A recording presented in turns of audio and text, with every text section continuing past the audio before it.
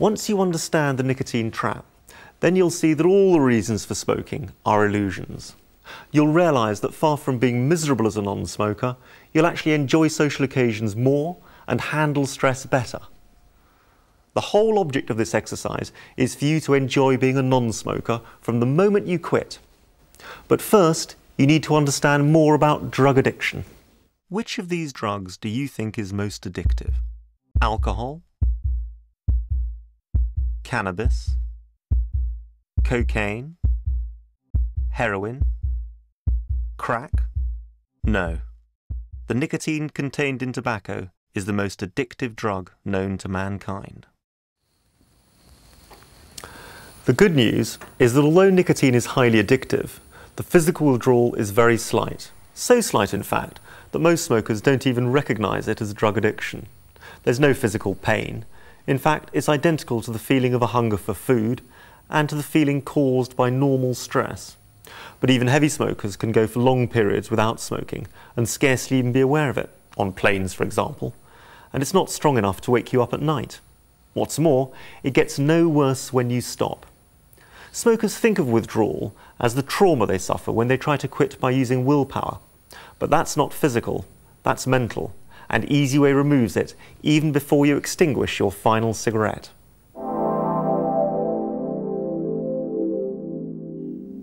Nicotine is the colourless, oily compound contained in tobacco that addicts smokers.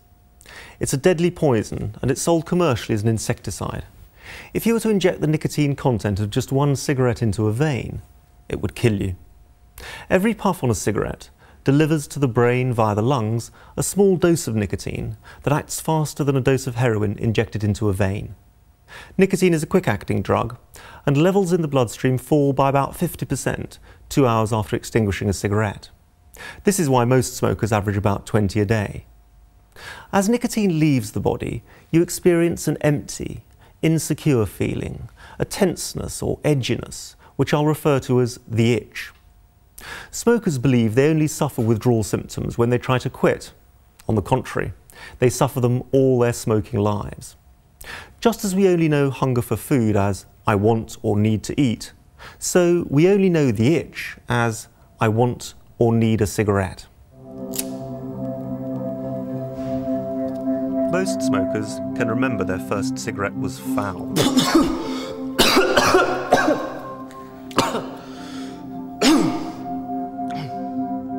But by smoking that cigarette, you have now put a highly addictive drug into your body, and a disagreeable little character takes up residence inside you.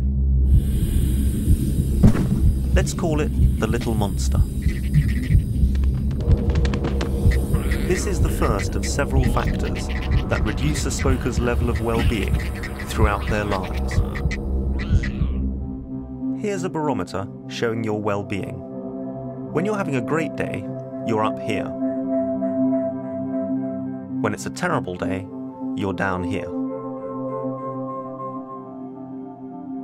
Let's assume that when you smoke your very first cigarette, you're having a good day.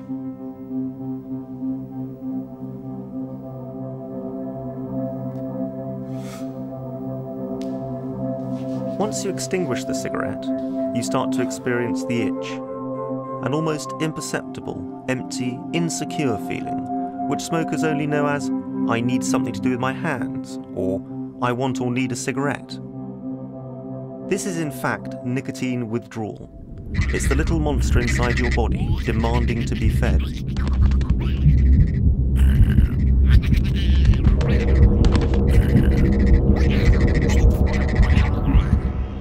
And your well-being drops to a lower level.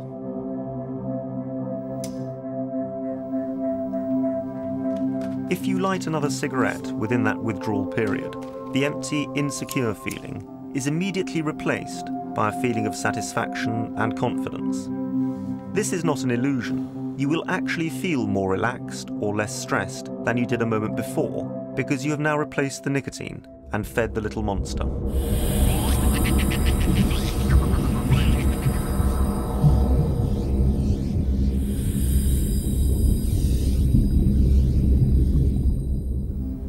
Your level of well-being will immediately go up. The second cigarette tastes just as foul as the first, and you'll remain convinced that you could never get hooked.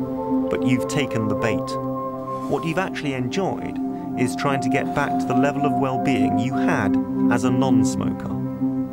This simple confidence trick is what hooks all smokers. You may have noticed that the smoker never quite reaches the level they were at before they started smoking. This is because nicotine is a powerful drug and a poison. Our bodies build an immunity to both. Immunity is a two-edged sword. It helps protect you from the poisonous effects, but it also means that the nicotine withdrawal is only partially relieved even when you smoke a cigarette. And the empty, insecure feeling is never completely removed. So even when you're smoking a cigarette, you actually feel more nervous and less relaxed than when you were a non-smoker. That's why, although your conscious brain knows that you should smoke less and less, the tendency is to smoke more and more.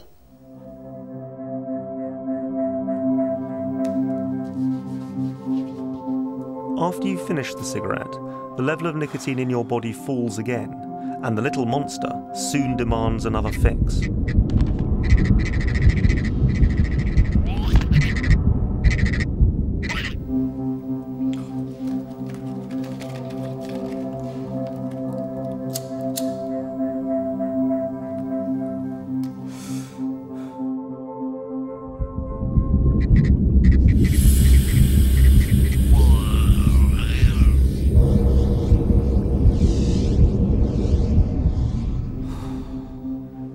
And so it goes on and on and on. This process simply repeats itself.